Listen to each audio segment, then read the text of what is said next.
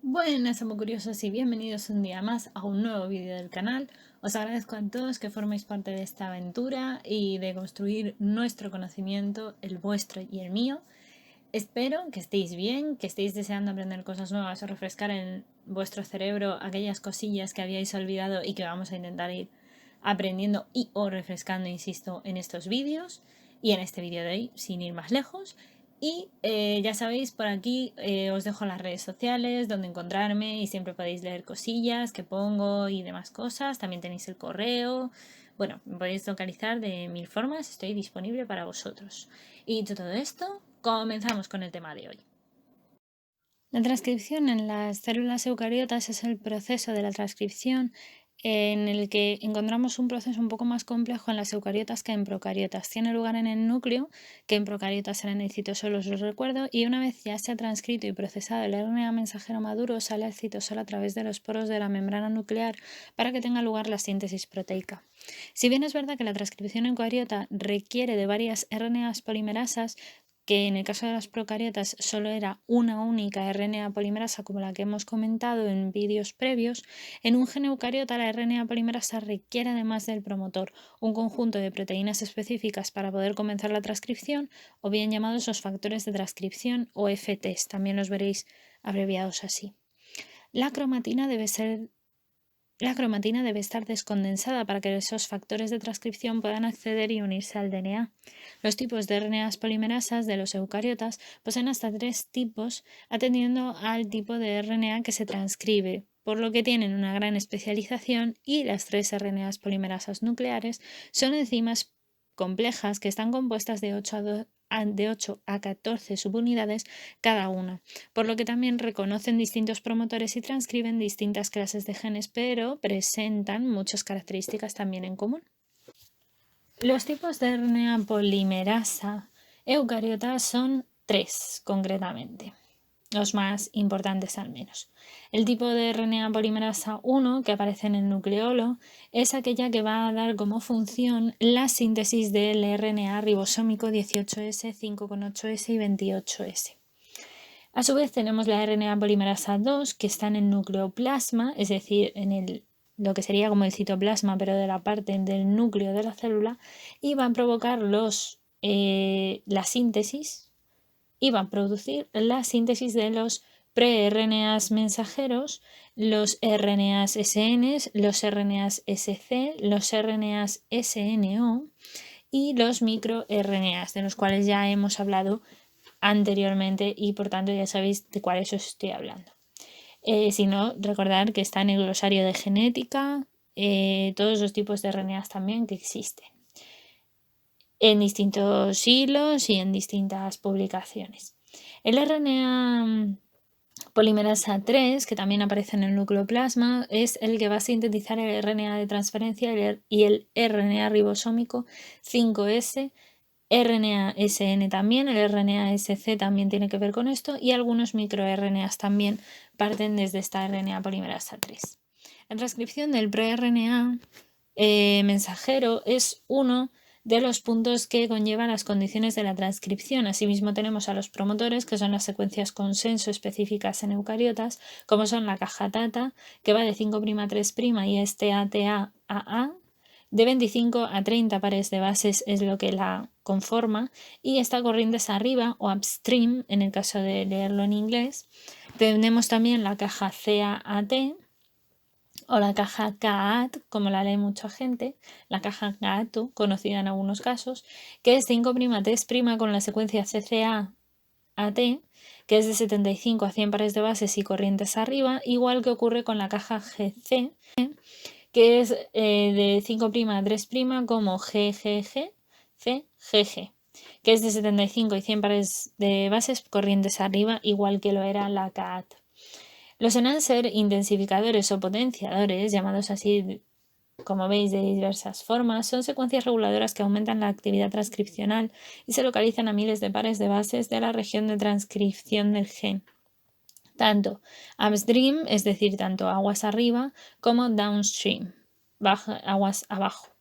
Son puntos de unión en principio con los factores de transcripción que a su vez regulan la RNA polimerasa y el DNA forma bucles que permiten que ese factor de transcripción unido a un intensificador lejano interactúe con la RNA polimerasa.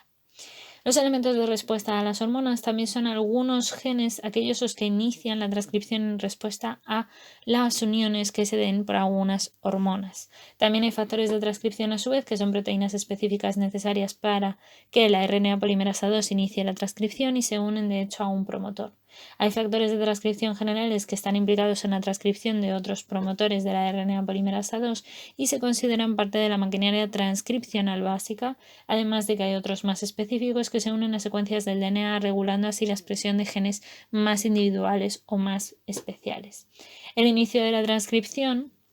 que sería el siguiente punto, serían las secuencias INR, aquellos puntos donde se desenrolla el ADN, y el sitio de inicio, por tanto, de la transcripción, en donde se encuentra generalmente una secuencia o muy cerca de ella, esta secuencia, como digo, INR. El factor de transcripción, el TFIIB, y su subunidad específica, el TBP, es una proteína de unión a la caja TATA que se une a esa secuencia promotora del gen que es la caja TATA. A su vez, el TFIIB se une con el TBP que acabamos de comentar, siendo dos proteínas, y se unen también a las secuencias de ADN adyacentes al TBP, de forma que la unión del TFIIA puede estabilizar ese complejo y este TFIIB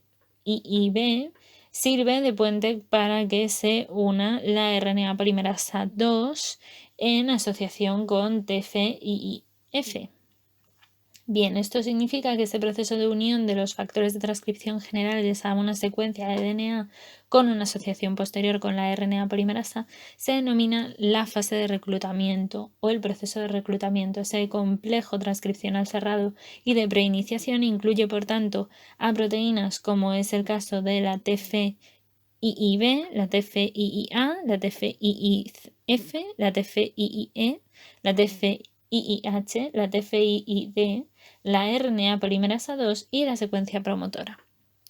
El TFIIH es el que tiene la actividad de licasa y cataliza el desenrollamiento del DNA en el sitio de inicio de la transcripción, formándose así un complejo abierto. Además, ese TFIIH es importante en la reparación del DNA por escisión de nucleótido y presenta una subunidad con actividad quinasa que fosforila unas secuencias repetidas en tándem en el extremo carboxilo terminal de la subunidad principal de la RNA polimerasa 2. Concretamente provoca una serie de cambios conformacionales en el complejo de preiniciación, que son factores de transcripción más la caja TATA más la RNA polimerasa, que llevarán a la activación de la transcripción por reclutamiento de otras proteínas. El proceso de elongación de la transcripción en las eucariotas conlleva la fosforilación, que hace que se fijen diferentes complejos de proteínas y que la polimerasa se separe del complejo de preiniciación de la transcripción, que quedará unido al promotor para iniciar la transcripción de un nuevo mensajero. Esto significa que el TFIIF permanecerá unido a la RNA polimerasa durante toda la etapa de la elongación, y existen además unas proteínas, los factores de elongación, que potencian la actividad de la RNA polimerasa. Por último, en el caso de la terminación, aunque es poco precisa, porque no existen secuencias con consenso de terminación como ocurría en las procariotas, sí que es verdad que la terminación de las eucariotas se lleva a cabo con la RNA polimerasa continuando la transcripción del gen incluso en la región 3' UTR, que es la no codificante, y una vez finaliza la transcripción, la RNA polimerasa se desfosforila en su dominio CTD para que se inicie una nueva ronda de transcripción. Esto significa que el RNA recién sintetizado o el hnRNA, que sería un poco intermediario y que no es maduro y sufre una serie de modificaciones posttranscripcionales para transformarlo en ese RNA mensajero ya maduro que ya puede ser utilizado como molde de la síntesis proteica, es importante que en ese proceso las principales proteínas implicadas en toda la transcripción eucariota, como hemos ido comentando, serían por tanto la RNA polimerasa 2 con 12 subunidades, el TBP porque reconocía la caja TATA, el TFIIA o el TF2A, que es el que estabiliza la unión del TFIIB y el TBP al promotor, el TFIIF el TFIIB, que se une al TPP y recluta el complejo RNA polimerasa 2 junto con el TFIIF.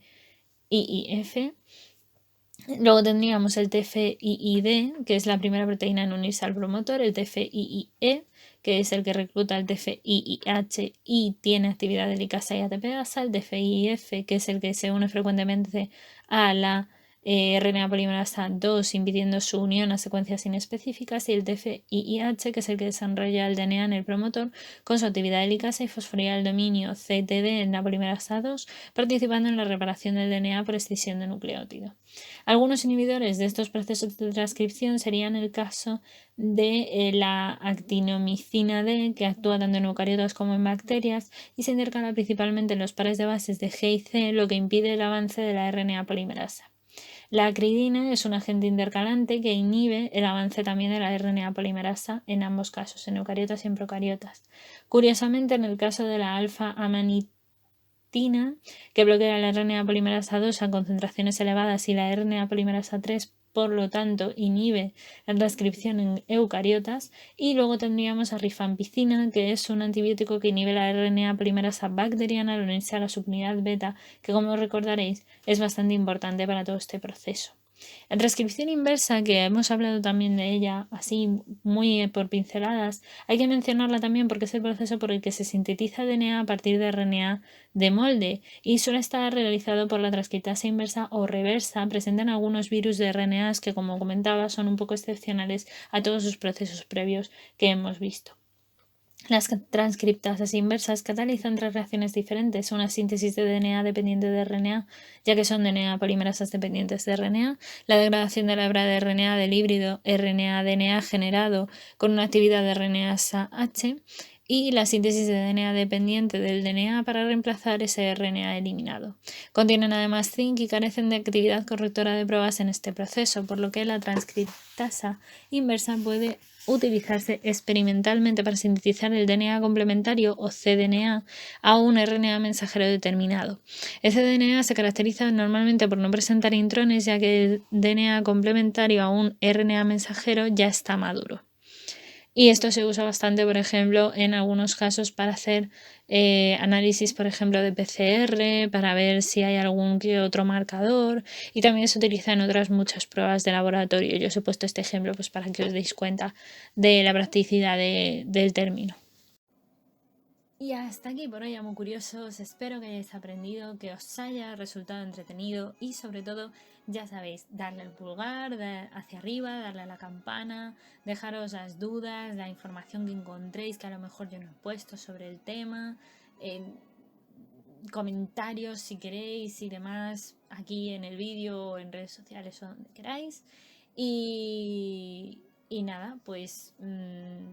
simplemente espero que esta pieza de Lego os haya ayudado a construir un poquito más vuestro conocimiento. Y ya sabéis, nos leemos por redes sociales, nos vemos en el próximo vídeo. Muchas gracias. Ya sabéis que podéis compartir vuestro conocimiento siempre con todo el mundo. Y nada, que la ciencia y la fuerza os acompañe.